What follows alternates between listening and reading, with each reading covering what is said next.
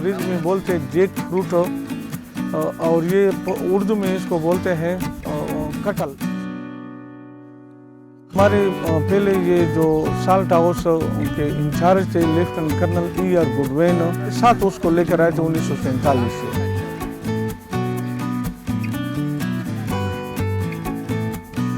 तो ये चंद साल पहले थोड़ा बहुत ख़राब हो गया था। अभी हमारी माली साहिबानों ने इस पर बड़ी मेहनत की है और जानवरों का खून इसमें डाला है, यूरिया वगैरह डाला है, तो अभी माशाल्लाह तकरीबन 60, 70, 80 फ्रूट ये हर साल पकड़ते हैं।